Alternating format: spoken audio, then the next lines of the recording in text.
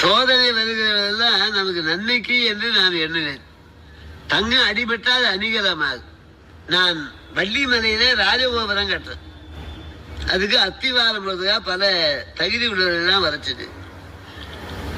அப்போது சிதம்பரத்திலே முதல் நாள் எனக்கு சொற்பொழிவு. அந்த சொற்பொழிவு முடித்து கொண்டு வந்து கடலூரிலே ட்ரெயினை பிடிச்சேன். அது 1.5 மணி நேரம் தாமசமாக விழுப்புரம் போச்சு. விழுப்புரம் வண்டி போயிடுது.